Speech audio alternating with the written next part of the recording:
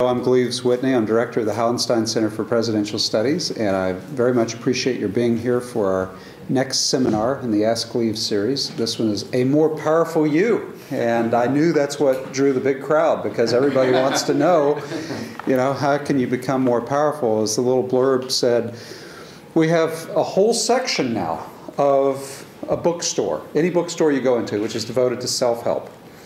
Everybody is obsessed with how you become more beautiful, smarter, better lover, whatever it is. Everybody wants to know how to get cool and be all you can be. But actually, I think for leaders, there's a more fundamental question, and that is, who are you? And that's not really something that the self-help books do such a great job in helping you answer often. You have to ask the prior question about your life. What's your life about? What's your purpose in life and who you are? What I'd like to do today is ultimately take you through an exercise that I've probably presented now over 100 times to various groups, ranging from the Michigan Supreme Court all the way down to 6th graders. It's the Ring of Gyges. It's an exercise that comes from Book 2 of the Republic. And Plato, in writing the Republic, tries to answer the question, what is justice? To answer the question, what is justice, ladies and gentlemen, you need to be prepared to answer what is justice in your own life? What is justice in your own being? How do you relate to yourself and to others? So we're going to go through that exercise in just a few minutes. It's highly interactive. I will encourage you to speak up. In the meantime, though, and as a way of preparing for that discussion, that interaction, I would like to tell you a little bit about the context for Plato's Republic. It's one of the greatest books ever written. As Alfred North Whitehead said, that all subsequent philosophy is essentially a footnote to Plato, so it's appropriate that we begin with a fundamental work like the Republic in Book 2. But here's the background. Most leaders of nation states and tribes have been able to achieve that position either through their family dynasty or through conquest. Democracy posed a different order of leadership. Democracy posited that perhaps people can rule themselves. Now, this raises a very interesting question, because if you were part of an aristocracy or a monarchy, then just a few people or one person at the top, the few or the one at the top, are controlling what happens, the major decisions. But a democracy takes this radical idea that had never appeared before in human history and said, we the people, a large base of people, farmers, merchants, if you owned property, you were a white male, there was that huge limitation, but when we're talking about 2,500 years ago, that is still a significant departure from what the world had known. That a government can be set up on the many and not the few of an aristocracy and not the one monarch at the top. It so happens that the first place in the world that this occurred on any great scale was in ancient Athens. Why did it occur there? Well, there are a couple of institutions that evolved that would be important to understand the dialogue surrounding the Republic and what Socrates is doing in the Republic in Book 2 in particular. But the background is, you go back to the Olympics, 776 BC. For the first time, people are coming from all over the Greek world to endeavor to show off their prowess, their military prowess, through games. And you know the background of the Olympics. As the Olympics evolved, it was a very interesting institution because increasingly people were able to participate who were not just from the royal family or not just aristocrats. Eventually, the common potter might be able to throw a javelin and even say to the king or to the aristocrats, let's compare how you throw a javelin with how I throw a javelin. I'm just a humble potter. What are you afraid of? And so they started to open up the games. This is a huge stepping stone toward democracy when you allow common people to begin to compete both with their physical strength and their wiles with people at the top. Huge stepping stone on the road to democracy. The seedbed had been prepared. Now you go to Athens. Go to Athens in the 6th century BC. And what you have is a group of aristocrats who've been ruling Athens, and these warring, quarreling families that go back and forth for who's going to rule this city-state. And then one of them, an aristocrat named Isocrates, makes a crucial mistake. His critically devastating mistake is to go to the Spartans and say, if you will ally with my family, Isocrates is saying, then we will have a joint alliance here. Well, this was something that the people of Athens could not bear. They did not want to have the Spartans now be part of a ruling class. And they had enough. They rose up. And there was another aristocrat named Cleisthenes who understood what was happening. And he said, to get out of this aristocratic quagmire where you have people going, this one aristocratic family fighting another aristocratic family, we've got to open this up. We've got to find a new base of support, because the aristocrats are not solving the problem. They're perpetuating. It's going to get worse and worse as each one now tries to go to a bigger outside power to help that family, and a bigger outside power. And it'll never end. There's no end. So Cleisthenes seized on the idea. What about the potter? What about the humble farmer who's got a little property? What about the guy who serves to help protect our city-state from invaders? Might they be partners with us in ruling Athens? Might they be, wow, what a radical idea, able to rule themselves? Ladies and gentlemen, every great idea starts somewhere. And I want you to take just a second to think. This was one of the greatest inventions in all time, when this aristocrat, Cleisthenes, says, people can rule themselves without us being exclusively on top. The many will rule themselves, not just the few over the many, and not just the one over the many. So Cleisthenes carves out a part of the hillside opposite the Acropolis, there in Athens, called the Pnyx, carves it out where the people can assemble. Any male with property would be considered a citizen. So if you weren't a slave and you weren't a woman, you had the opportunity every 9 days to meet and raise the issues that you thought were important. And they could be any issue. Anybody could raise any issue. It was that open of a democracy, a wide open democracy, and not a republic in the sense that we understand representative government. Those are the origins. It's a long constitutional history. It's fascinating. I would urge you to look at some of our teaching company courses and go back to some of the wonderful conferences we've had on ancient Athens to get into the depth here. But in essence, this is the background to Socrates and then his student Plato. And Plato is going to write this great book featuring Socrates as the most important person, the most important actor in the Republic. And Socrates goes around annoying people in ancient Athens by asking them tough questions to see if they really are qualified to lead. And he's really interested in finding out if they're qualified even to lead themselves. Do they have sufficient knowledge of who they are? Do they have insights into metaphysics? What is there? Do they have insights into epistemology? How do we know what's there? And do they have insights into ethics? If you know what there is, and you know how you know what there is, do you know what to do about it? Do you have character, integrity? So Socrates runs around in the marketplace asking these annoying questions of people. And of course, it's an irony. He is showing people they really don't know as much as they should.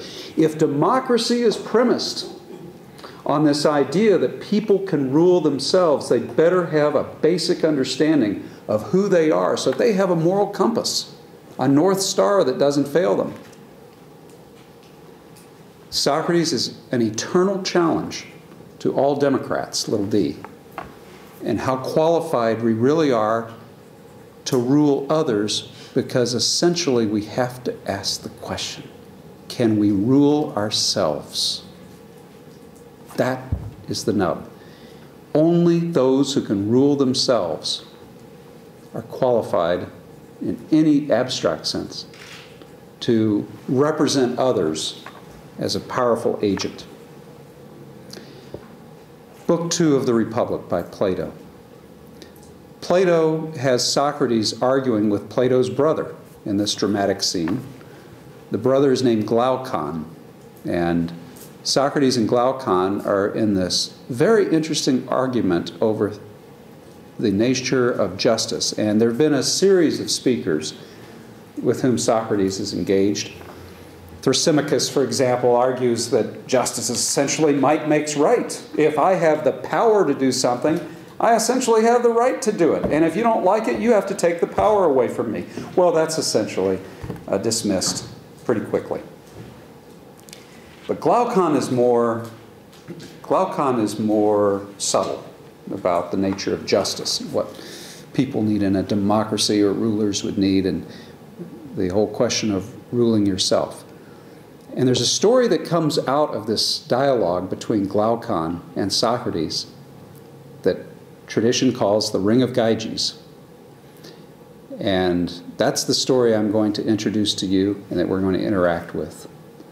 And what I want you to think about for the whole time we're talking about the Ring of Gyges is not who you think you are to others, not what you appear to be, not what you are perceived to be, but really what you are inside.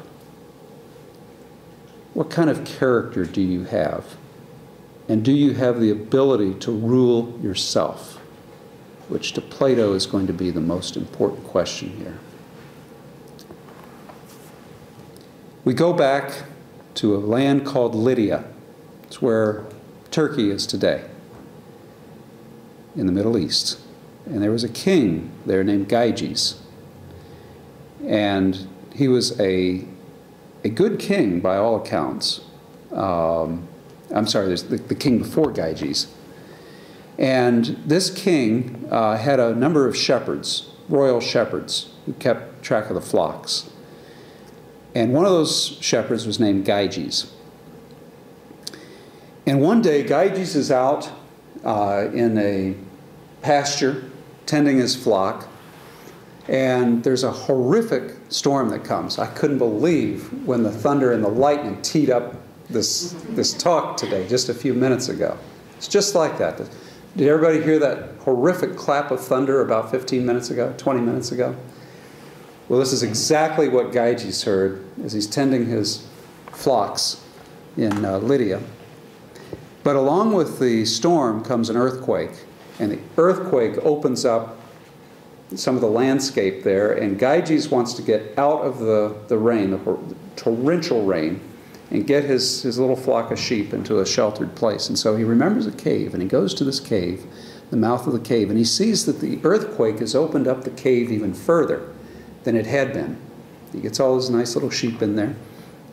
And he gets a little bored after a while, and so he takes a brand with flame, and he goes to the back of the cave. He said, my word, I can get in deeper to the cave. In fact, what I thought was a solid rock wall there has been opened up, and as he shines that brand, that torch in the darkness, he sees that there is a sarcophagus in the back. It's a big, fancy stone tomb. And he goes in there and he wonders, who's buried in that sarcophagus? And he gets in there and he wedges open the sarcophagus, and there is a cadaver bedecked with jewels. Jewels all over the place. So many jewels, he'd never seen so many in his entire life. And he's sort of assessing it. Gyges, I want you to keep this in mind. Gyges is a good man. He's married. He has a respectable job. He does his job loyally. He keeps his accounts honestly. He's never been unfaithful to his wife. He's a good man. But here he is standing over this cadaver, and he's thinking, you know, all these jewels are kind of going to waste in here. If I just take this one little ring off this finger of this cadaver, no one's going to miss it. Got all the other jewels. So he takes the one ring off, puts it on. The storm passes. About a week later, he gets together with the other shepherds, and they want to do an accounting after that horrific storm. So all the shepherds gather. And you know how, this is at night, you know how when there's a bonfire at night, the flames will flare up and then they die down. And sometimes you're standing in the light and then all of a sudden you fall kind of into shadow as the flames die down. Gyges notices that the fellow shepherds that he's with, as they're doing their reckoning of the herds, the flocks, the shepherds talk about him as though he's not present. And you know how we have sort of a nervous twitch sometimes with a ring? We'll just twirl that ring. Well, Gyges puts two and two together. He figures out when he turns the collet of that ring, the part of the ring with the jewel, toward the inside, he becomes invisible. Then when he turns it back to the outside, he becomes visible again. And he suddenly realizes he is the most powerful man in the world, because now he can do anything if he's invisible. Gyges is a good man. At first he thinks, you know, I can do a lot of good things. And this is where I'm going to open it up. This is going to be the interactive start. You have discovered this ring. You have taken it rather innocently. And now the ring tells you that you are the most powerful person in the world because you can become invisible. What are you going to do? Mandy, what are you going to do? Listen in and hear what people really think of me. Thank you for being so honest. Now let me tell you, we're going to be and says, Dad, be real. We're going to be real. If anybody's feeling really idealistic, fine, throw it out there on the table and watch us pounce on it.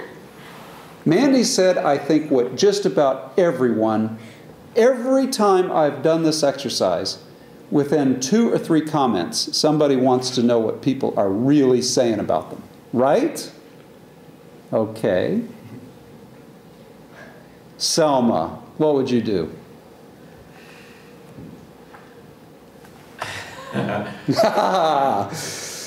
He's processing.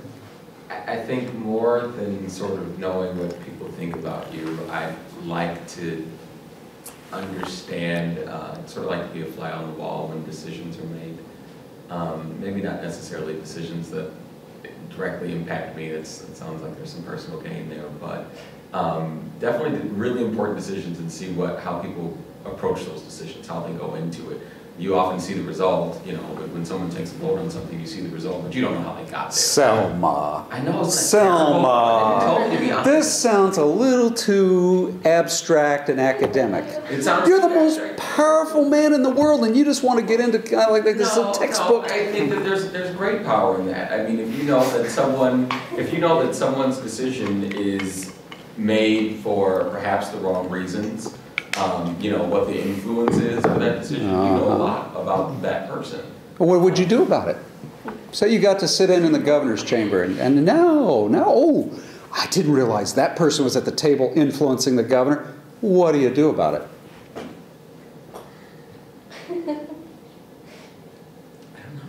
I don't know what I would do about it. Okay. Is that okay? Let's hold that thought for now. It's okay to hold that thought for now. I'm going to tell you what Gyges did with his power in just a minute. Andrew, what are you going to do? Kind of with Selma on that one. I don't know. Part of it would be to understand how other people think of all the people I deal with. I deal with their decisions at times, but sometimes I want to know how they got there, and see whether or not some of them are two-faced, or they can smile to your face and then stab you in the back later on. And when did you find out that we're all that way, basically? Some are worse than others. Some are, it's just a matter of degree. There are no saints, or there are very few of them, and if we know them, they're very few and far between. Allison, what would you do? I want to hear the big decisions. I want to hear CIA governmental things. I want to know if they really are setting these things up. I want to know. I don't want to just, everyone throws out the whole governmental conspiracy thing. Oh, they plotted that. I want to know for real if they did. And I want to know who's deciding what. Okay, we're a little real here, but Mandy's been the most real. And I want to challenge you guys. 3 of you have said, I think rather abstractly, some decision out there. Mandy was real. She said, I want to know what people are saying about me. Now, I know I'm in Mandy's camp. I think I would definitely abuse the confidence of others, and I would want to know what people said.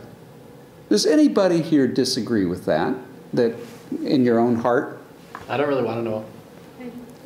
But if you had the power to know. I don't think so. What if there was a situation that came up, though, and it was really important, like whether you got a job or not, or whether the woman that you were going to propose to... Yeah, what if she was going to say no? I mean, but you would maybe figure out a way. Would you not try to use this power of yours? Okay, you got me, yeah. Yeah, maybe. Maybe. I guess so. Brian? Oh, Petra. I think more than knowing what people are saying about me. Usually they just say it to my face. But I would rather change that decision. You know? Instead of, like, becoming invisible so you know what people are saying about you. I'm the kind of person that really, I do care, but not that much about it. So I'd rather know what's going on behind the scene and change that decision. Whether it's like in a family matter or whatever. Be like, oh, this is what we're going to tell people. Just switch it last minute. Okay, Brian. I mean, I could say that I'll be at Yankee Stadium on Saturday, section 413, trying to see if I can spot a gold helmet from there. I would definitely be on the sideline. Yeah. If I could turn my ring. Right, exactly. Section 413. I might take more frequent naps. Okay. This is real. Now let me ask you this. Let's pursue being in Yankee Stadium here, and your team's down there, and there's a minute left, and Army is ahead. Yeah. And, you know, the football bounces, it's oblong, it bounces in funny ways. And maybe if there were a little interference, you know, like maybe you would see a wide receiver who's coming down the sideline who's going to score a touchdown, puts it out of reach, and you just sort of happen to stick your invisible foot out there, and this poor guy trips on the turf. Everybody said, wow, he tripped on the turf.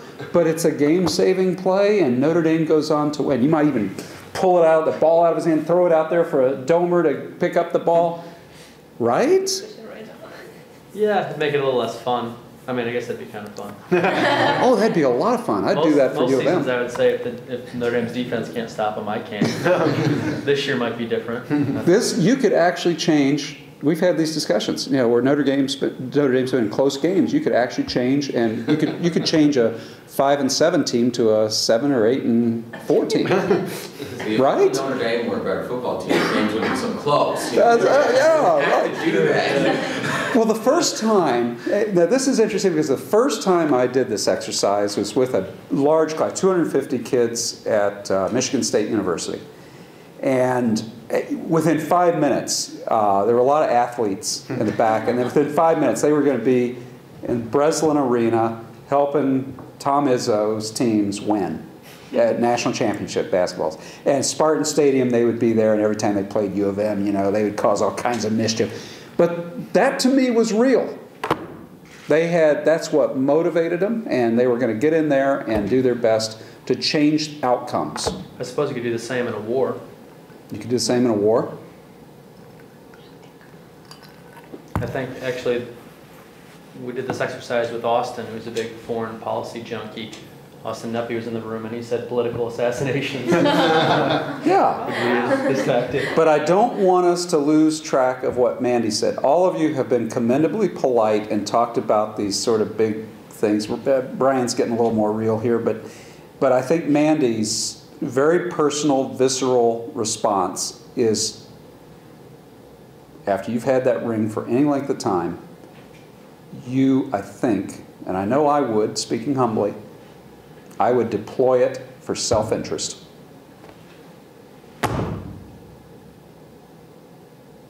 Here's what Gyges does. Gyges is a good man, remember. He's married, been faithful to his wife. He's been honest. He has served loyally. He has no marks, not one mark against him. But he takes that ring, and you see he does have a little bit of an issue. He's got a crush on the queen. That's a little issue, isn't it? A shepherd would never expect to be in a position to be able to gaze on the queen. You know how you treat royalty in the ancient world. I mean, you lower your eyes and you're going backwards like this, and you don't even dare to raise your eyes except for a brief second. But he's caught glimpses of that queen when she's gone by in royal procession.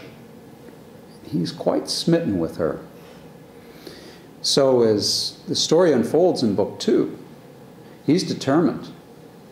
This married man, this heretofore good man, he's determined to sleep with the queen, and he does. And you know what? The X-rated part of the story, this is where I have to be really careful when I'm with sixth graders. The queen likes him.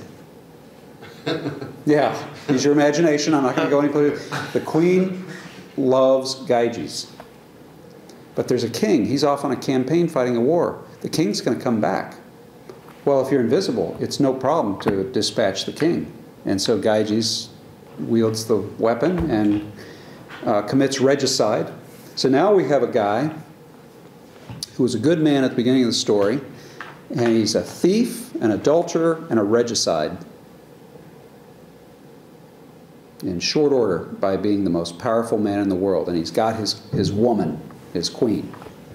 And he rules, by the way. I mean, this is a real figure. The legend is obviously a legend, but there is a real Gyges who succeeds this king. Herodotus writes about this king, by the way, in the histories. And I commend you to Herodotus.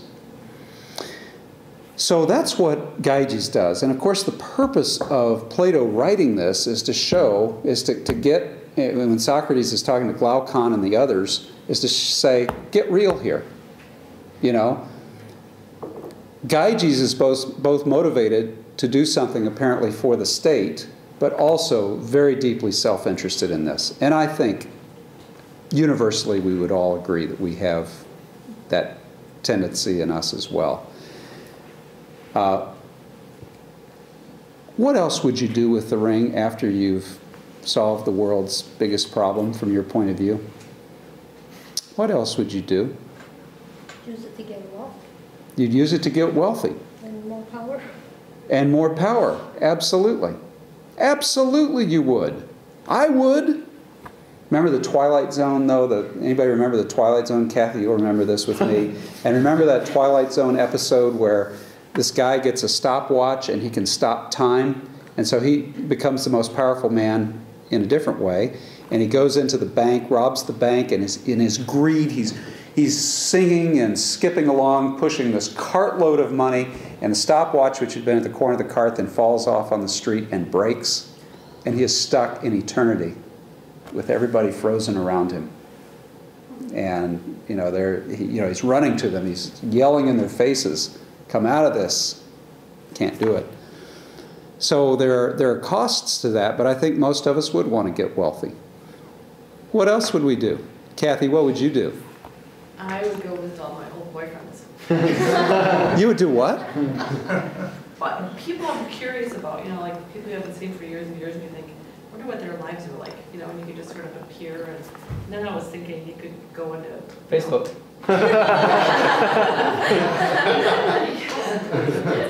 that what they do today? No. You could go into art museums and not pay. You could go to restaurants and you start thinking what you could do if you're invisible. It's just kind of your mind just keeps going.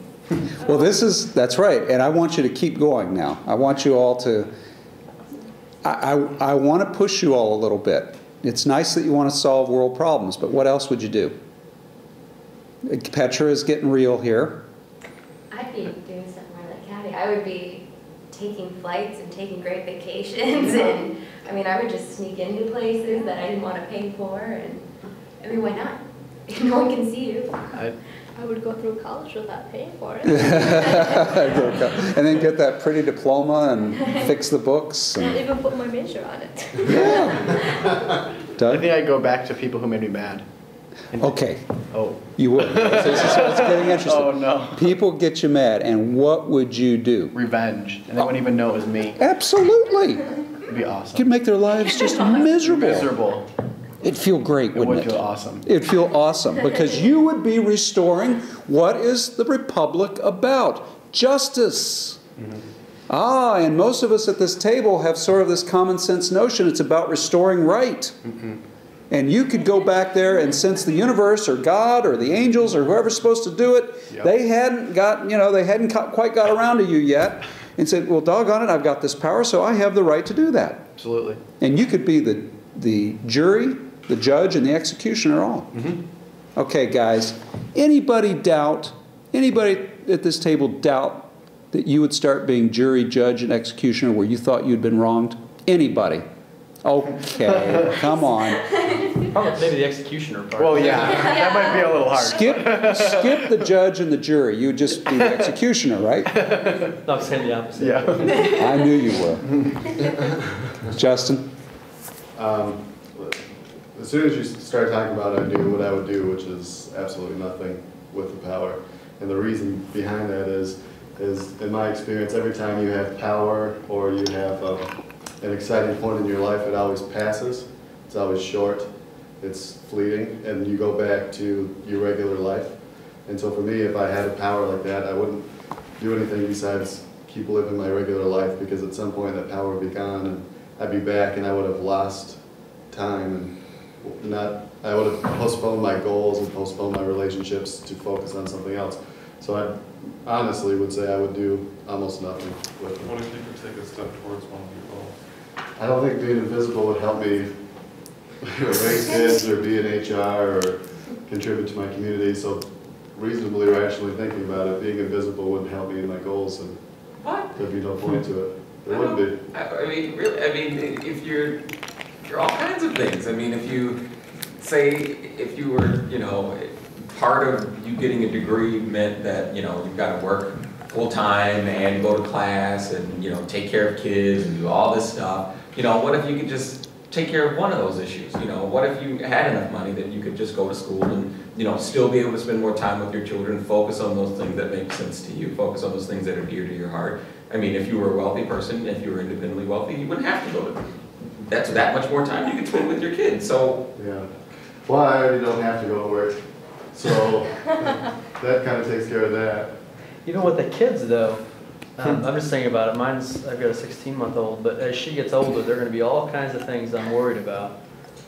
And as a parent, if you could be there on Saturday night. You don't want to be. You don't want to do that. You do if you can prevent. Yeah. You could be there and play Prevent D, and that might be worth it. Wow. Actually, that's how I think of my sisters too, which is real. It's kind of weird because we're the same age, but because I'm older than them, I also see myself as kind of a mother and a brother and everything else. So I would second that.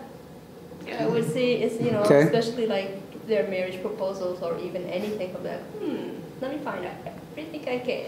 And maybe read into the future too. Let me ask you a question, Justin. Yeah. Say somebody as a birthday present put a lottery ticket in an envelope, and you perchance open this thing and you find out that you have won the big bonanza lotto, and you would have 40, 50, 60 million bucks after taxes and everything. Now, That's a big lotto. Yeah. what would you do? To be honest, because I've actually thought about getting famous or getting wealthy, and every time I've thought about those two things, I've always made the decision to go, I'd still want to finish school, I'd still want to be grounded, I'd still want to work on little projects that I want to work on, I'd still want to build relationships. So I've kind of already made the decision that even if I got wealthy or famous, that I would make a decision not to change my life too drastically. The only thing I would do is find ways to spend the money in a constructive way. So. But you would accept the lottery. So help me understand what you're asking about. Do you see the trap I'm laying for you? No, If you- I don't understand the scenario. Well, you stepped right in it. Because if The minute you accept the lottery ticket, you've accepted the ring. Same difference. Okay, so you were saying that someone mischievously got a lottery ticket? No, just if You suddenly have power. no, you're all of a sudden going to have, by cashing in that lottery ticket, you're putting on the ring of Gyges. You're all of a sudden opening up all kinds of possibilities to yourself. See, if you had said to me, oh, I wouldn't accept it, or I'd just sign it over right away. But as soon as you said to me, I would find ways to spend it on constructive things. You are in league with Gyges. You and Gyges are brothers. Well, because I like was when you, for example, when you win the lottery, even though your intentions are really good and you are focusing on, I'm going to focus on solving problems and spending it in good ways, think of all the people that all of a sudden knows you and are related to you, or your friends or whatever. They're going to want something, and even if your intentions are good, you're still going to have to deal with other people. And you're either going to give them what they want, or you're going to end up hurting someone. So it's, even if your intentions are good, there's no way to avoid the bad things that are going to come out of that money or of that power. I think that would be the same situation if you didn't have money or power. You're always going to offend someone or not please somebody. So I don't see the big difference between having money and not having money. You still have the same relationships, you still have the same goals, you still have the same life, you still have the same America. It doesn't, I don't see the correlation, but You have a lot more friends and neighbors that you'll be You just disappointed. don't tell anybody that you won. Keep your mind. Well, that's like Gyges, just keeping the fact that he has the ring to himself, so he protects. I mean, that's a self-defense too. I mean, if every time he goes to sleep and every time that he senses danger, he would turn the collet on the inside, so he cannot be attacked unawares. But I would imagine he would want to keep it as much a secret as possible. And that's how he could continue to learn what people really think about him, be effective, you know, be able to sneak in places and that kind of thing.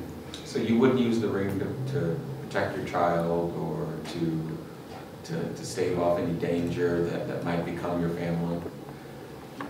for me personally, because I've seen power, wealth, and all these different things, to me, there's nothing you can do that's going to be like an absolute guardian. So it doesn't make, for me, sense to try and fill that role. It's like no matter what you do, something's going to happen. No matter how hard you try, there's always going to be something else that goes wrong. And no matter how much you have, at some point you're not going to have it anymore. So it doesn't make sense to me to try and do all these different things to try and make a perfect life when I know that it's not going to happen. But your daughter's dating a guy named Draco with a nose.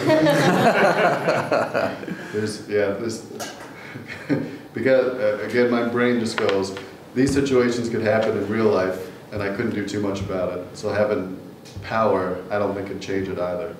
You could slash his tires, you never know.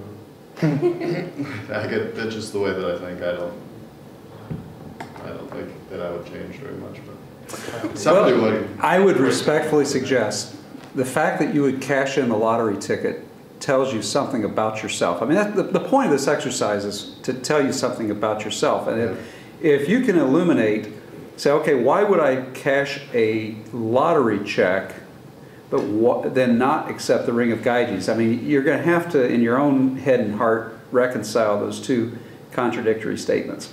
But my job here is not to pin you down so bad that it's... Sure, absolutely. Okay, I guess what I can say, the reason that I'm at this point in my life is because I've been in experiences where I've had power before and I have failed. Right. So there's already been failure in my life, and there's already been times where I've abused power. And that's why now I can sit back and go that I would make different decisions. So let's say the past 10 years of my life didn't happen and I got it back then or something, then yeah, I'd probably make a different decision, because when I did get power, there was different situations that were, you know, I made mistakes and things like that. So that's why now I can sit back and with a clear conscience and a honesty say, I can learn from my mistakes and make sure I don't do that again. Like, it's not worth the effort to try and figure out what everyone's doing. It's not worth the effort to try and protect myself. It's not worth the effort because I've done that, and it's a headache, and it's stressful, and it's people can get hurt and things like that. So, to be completely honest, that's why I can sit here and go, it wouldn't be worth it. It's not fun. Okay. Well, we obviously have a nice contrast in this room. We have really three different positions. We have people who are baldly self-interested. I'm in that camp. I'm a very flawed human being. I know my weaknesses, every one of them, and I know that I would abuse power. I'm not perfect.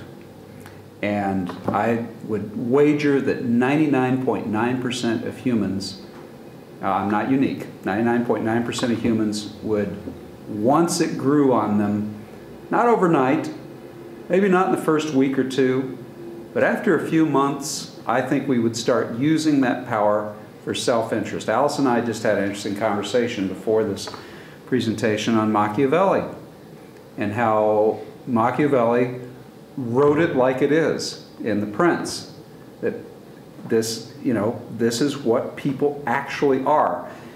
Take your nice idealized version of saints and heroes, yes, cleave to those models, those are wonderful. But on the ground, we in fact, as Arnold has very eloquently said, we do fail. And that's real. Leaders have to deal with the fact that they're going to fail. Every leader. So that's the first really major point. And I think the Ring of Gyges raises an entire constellation of temptations that we have to be prepared to deal with if we're going to deal with failure, our personal failure. We're not pointing our finger at anybody else or any other outside force. The failure truly comes from within us. And leaders have to be prepared to deal with that. If you were with somebody, if you knew that somebody at this table had the Ring of Gyges, how would you try to live with them? Be their friend. Be their friend? Be their best friend. Yeah. But would it be sincere? Wouldn't they know it was phony? No. You're just avoiding their... Wouldn't they be insecure about the friendship? They would never know that you really loved them or befriended them for who they were. Would everybody agree with that? So how's the best way that you live with somebody with power? Just be their friend before they got it. That's good, but you don't know that. Life can be interesting in its twists and turns. Hung up on details. To be honest with them. Be honest with So them. it's, you point out their flaws. I mean, not point it out like, you have this, but to advise them when they're doing something wrong. Because if you're just, a true friend will tell you when you're doing something wrong. And will be honest with you and will continue to push you even if you move away from them. But knowing that the person is flawed, is it a little scary to think that perhaps that person would take your criticism in the wrong way and do something to hurt you? That's a big risk to approach that kind of power. It is a risk, but if you truly care about the person, and you'll know, and you will hope they will do the same thing to you. I think in any healthy or good honest relationship, you will have to not only tell them, okay, this is what's good about you, but when they're doing something wrong, for example, when they're abusing that power, even if the abuse is not just toward you, but toward others, eventually it's going to come back to you. So you'll have to do whatever you can to raise their awareness about it. Well, no, I like your line of reasoning, and in fact, you're sort of skipping a whole step here. Seriously, that's very perceptive, Petra. Usually groups talk about, well, maybe there'll be a social contract of some kind. Maybe, the theists, if you're Muslim or Christian or Jewish, you would try to explain that you believe in an afterlife. This was how you were raised, You might think you're so powerful here on earth that you can do anything you want, but that there would be long-term consequences. But you know, the question of how you really could rein in this person, you're actually getting right to the heart of the story, because here's what I like to say to big groups when I do this. Imagine all the things you would do with that kind of power. Arnold accepted here.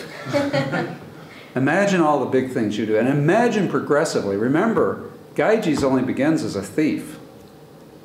You know, taking something that's not utilized by anybody else in society so he can rationalize it. But then when he becomes an adulterer, it gets more serious. And then when he becomes a regicide and kills the king, it gets real serious. But there's a progression, a deterioration in his character and his personality as a result of having all this power.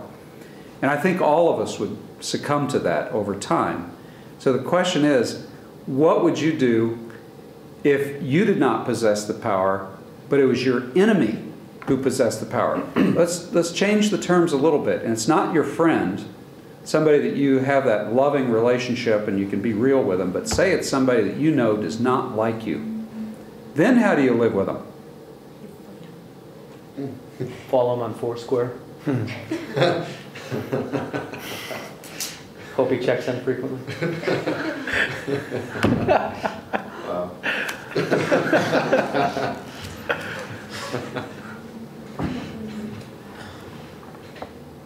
Probably careful when you don't see the person. Yeah, as long as you can see them, you're fine. But look at how we have. But look at how careful we have to be. If we say something, look at how word travels about people. Even if you do see them, people talk. I mean, that's no guarantee either. Andy? I'm thinking it's like the degree of the enemy. I mean, if it's just someone you don't like or you can avoid, stay away from, that's fine. But if they're actively pursuing you to render their own justice, then there's a problem. It's a real problem. You don't stand a chance. Yeah. Yeah, you live you're with on the run. Yeah, yeah. You become a fugitive, no doubt. Our sense of self-preservation would kick in. I know I'd head for the hills. Allison? Yeah, can you live with someone like that? I mean, as long as they have that power, they have the ability to threaten your life. And if they're an enemy, and they have all this knowledge about you, and because they're a person, they're essentially a wild card. You don't know how they're going to react to it. You don't know how they're going to approach you as an enemy. I mean, can you live in a situation like that? Would you not try to talk to the person who is friends? Say you do have a friend that is friends with both of you. You know, Gyges hates you, but you both have a friend. So maybe you would talk to the mediator, maybe it's Petra, and you would talk to her about how to have an influence. What is the one thing that the Ring of Gyges, or a lottery ticket, or if it's Dr. Jekyll and Mr. Hyde, which is a variation on this theme, the Robert Louis Stevenson novella, what is the one thing that Gyges or Dr. Jekyll or any lottery winner not have power over? Happiness. I was gonna say happiness, but they can. No, you and Petra are actually on the right track here. What do you not have power over? The hearts of people. You nailed it. You cannot, the one thing, and this is also something I think Justin was trying to get at, you cannot command love or even like. And the power you have as a community to go to Gyges and to say, you know, you have all this power. You can affect the outcomes. You can punish anybody you want to. You can kill people. But one thing you cannot do is make us love you. But let me give you a little hint. If you willingly surrender your power, you will be the greatest human being who has ever lived. And we will love you for that, because we will know what your character is to be able to give up that ring, and we will be your friend. What do you think? Not buying it? There's a problem with that, though. Please. One is, why is love a a condition of surrendering power? You know, why must the person surrender their power to be loved? That's one thing. And the other thing, you could say that all you want to someone with power, they're not going to buy it. Maybe the argument is, what you're doing right now with the power you have is going to affect you when you don't have that power anymore. Your power is not going to last forever. So how you're treated after you don't have that power, or after you're not wealthy, or after you're not healthy, whatever, that's where you're investing on. So that's the discussion you need to be having with that person. What you're doing right now with the power you have is going to affect how you're treated afterward. But I don't agree with, like, me or someone else going to another person. If you just stop doing what you're doing, I will love you. They'll be But like, well, I Petra, don't care about you loving me. Let me ask you, let me push back a little bit. Love only works if there's equality. Friendship love. Okay. I would argue that you would not be able to love a person who had that much power, and they would be so insecure with that power with regard to your heart that they would never know if your gesture was out of fear or out of true love. That the reason love works among friends, philia, is that it's true equality. It's because you know that I'm not more powerful than you, that you are free to love. Well, let's say you know the person, or you're friend with the person before they become powerful, and you love them for their character. They gain power or wealth, and that changed their character. You're still trying to persuade them to go back to the person you knew them before. And they could keep that power and use it, instead of in a negative way, use it in a positive way. You'll probably like them more than before. It's a possibility. So that's instead of telling them give up that power, the argument should be, or the discussion should be, use it in a positive environment, or use it in a don't harm people with it. At least don't harm. If you're not going to do something positive, at least don't harm. But friendship is always a little conditional, unless you're a parent. I mean, love is conditional unless you're a parent. Parents unconditionally love their kids. But other people I can be friends with, and if they start abusing my trust, if they're not a loyal friend, if they are, I know that their character, when I'm not looking at it, but their character is really ugly and flawed in other contexts, I start pulling back. One of the things we know about human life is that people disappoint us all the time. Now, somebody with a lot of power is going to disappoint you even more.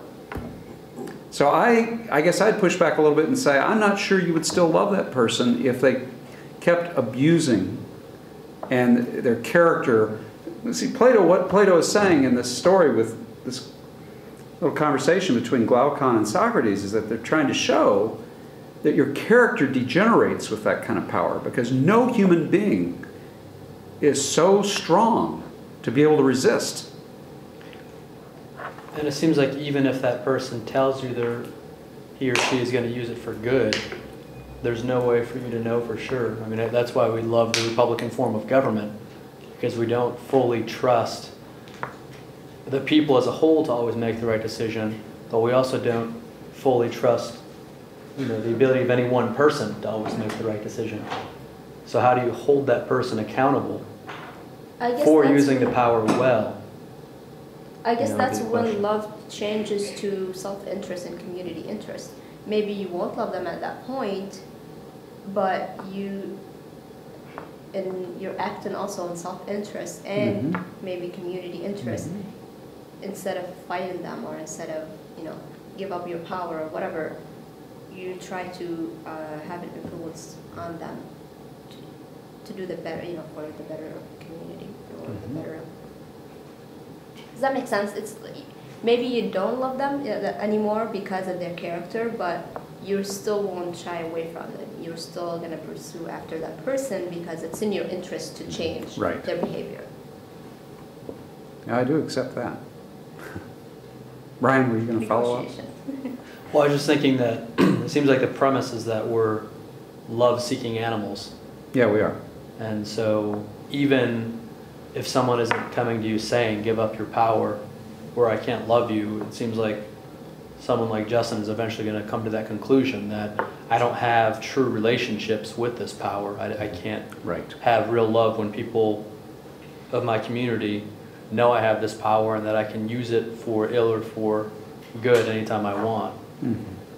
I don't know. I mean, it seems like that's what Justin was saying early on, is that it's, as Gyges, at some point you'd realize it's not worth it and that there's something missing. That's right, and I think that is the key. I mean, I think that's the only hope if you have somebody with that kind of power in your community, is to say the one thing you don't have power over is our hearts, the love and the friendship that you need more than your power. People need love and friendship more than power. And that's the one thing that that person knows, not because of necessarily anything you've done, but because the person would be immediately insecure about every friendly gesture. Just sucking up to me so I don't murder them, you know, kind of thing. Justin. Just to clarify, are you saying that power basically corrupts and that's unstoppable? Is that what I think every human being is redeemable.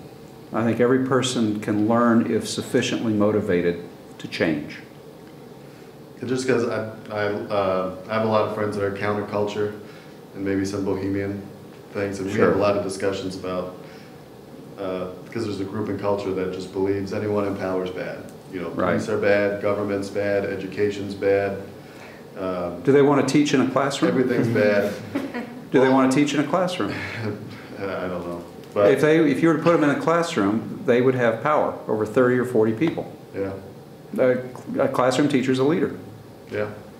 Well, I just always tell them that I don't think that just because someone has power makes it bad, it makes them bad. It's just the person is going to make a decision to do right or wrong, and you can see that with the difference between the CEO of Enron or Ralph Hallenstein. And I mean, they both had power, they both had money, but they made different choices.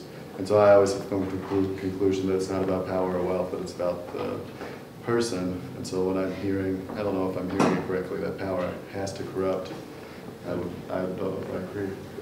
There's a second thing. It made me think of, talk about the school teachers, and I think about politics, and the biggest thing in politics is knowledge is power. The more that people are informed about an issue, I've come to the conclusion when either in business and when doing my own research, usually if you do enough research and it's balanced, a decision will avail itself. It'll just arrive. And there are those that are closer, but when having a debate, those who win the debate are the ones who are usually the most informed. Usually, not in particular. And so, in a sense, knowledge is power. So if you are going for a degree and your other friends are not, you have power over them. So whether you've tried or intended to, and with that comes an understanding of respect for others and respect for the knowledge that you have, so as not to abuse those that don't possess that information. Most of them already have degrees. They think that school's a waste of time. But the main thing that I think that people are, most of the time they can be good and then they choose to be bad. I mean, that's just kind of a belief that I have. And it just, I just hate the thought, like a conspiracy theory, that everyone has power is going to end up being bad, because I just think it'd be such a horrible world if that was true. It seems to me that, especially in America, and even in West Michigan, I mean, if you watch The Gift of All, it just seems like there is some redeeming human qualities, that when there's some people that have power, that they use it to, to show love and to better the communities. But so the idea that power has to corrupt, I'm kind of struggling with. Well, Lord Acton famously said that power tends to corrupt. Absolute power corrupts absolutely. Yeah. And again, there's a progression in the story of Gyges where he becomes more and more powerful, and apace, he's becoming more and more alienated, both from himself and from others. By definition, if you get that kind of power, if you don't have the checks and balances, and now to catch us up, if you look at the three broad sectors in which you are going to move and work and have your being as adults in our society. You're going to be in the marketplace, you're going to be interacting with government, you're going to be interacting with nonprofits. Those are the three sectors, and there are checks and balances in each of those sectors to keep anybody from becoming the giant lotto winner or the Gyges. We live under rule of law. Donald Trump, Bill Gates, there are limits to what they can do because we have a court system that will prosecute. We've seen, you know, some very famous people go down who have abused the law. Representative Charlie Rangel, 4 decades in the House, loved. He's going down fast because he abused his power grievously. He's not convicted yet, please. So he was found, though, in violation. You're right. You're right. We'll let due process take its course. That's important. That's important. In fact, that confirms the point about checks and balances, because the committee could become so powerful that they could corrupt the process if due process is violated. And that's his point. That's exactly right. So, you know, Lord Acton's thesis there, I think, is an important one to keep in mind. It's not that everybody automatically is going to be evil if they have power. You're absolutely right. But if they have a greater degree of power and it goes unchecked, and then greater power and it's still unchecked, the natural human tendency, and we know this, I mean, I'm an historian, I read biographies, and the natural human tendency is to abuse this grievously. So that's the thing that we're up against in a system without checks and balances. And this takes us now back to the whole idea of democracy. Ladies and gentlemen, we're expected in a democracy to rule ourselves in 2 senses of the word, about the great issues of state and also in our hearts. Because the more you rule yourself and are disciplined, the less there is a need for law to sanction and to punish. So it starts with your character. Democracy starts with your character. And that really, I think, is what the Ring of Gyges illustrates in our time, even if it's a little bit unintentionally. I don't know that it was Plato's object to defend democracy. There's a lot of scholarship out there to show that he had a lot of skepticism whether democracy could work. But in our context, it is certainly important. And then I like to conclude with just a little discussion of the one human being we know of who was able to walk away from power in our system among the presidents. Do you know who it was? George Washington, our first president.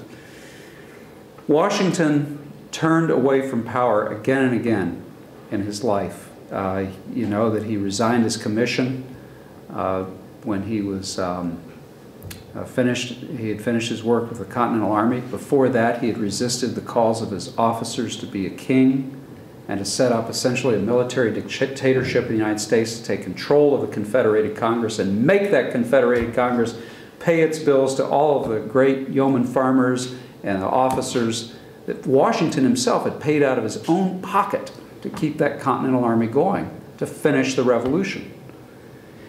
Washington was able to walk away from the presidency of the United States when he most certainly could have gotten a 3rd term had he chosen to. Again and again he walked away from power, so much so that King George III, his opponent, his bitter enemy, said when he heard about Washington's ability to walk away from the power, if that is true, if all the examples you cite at Newburgh and the Conway conspiracy and you know, walking away, resigning his commission of the Continental Congress, and you know, willingly leaving the presidency, if that is true, then George Washington is the greatest man of our generation, maybe the greatest man who has ever lived. We are so fortunate in this country to have a person who at the beginning showed us the need, I think what Justin's been trying to say, the love for the idea of this Republican experiment in ordered liberty. He loved the idea that we would be a republic that would succeed where every previous republic had failed. He loved the community of Americans, and he had the self-respect and the self-discipline to walk away from power and let the system perpetuate for future generations. We are so fortunate to have had a leader who did not take us back to rule by dynasty in family connections, or rule by might makes right. Just because I'm the biggest dog on the block, I can intimidate everybody else, and I can rule by virtue of my sheer power and force. That, ladies and gentlemen, I think is ultimately the value of thinking about the Ring of Gyges and how there have been human beings who show us what it's like to relinquish power so that future generations can rule with a great example before them. And whether you end up in the marketplace, government, or the nonprofit sector, I think the story of the Ring of Gyges and the example of George Washington will be something that you'll always be able to draw on. First of all, to make sure you understand yourself and who you are, really who you are with power, because that'll make all the difference in the decisions you make, the opportunities you give to other people, and the fairness with which you treat other people, the humility you have when you come together in community. Thank you.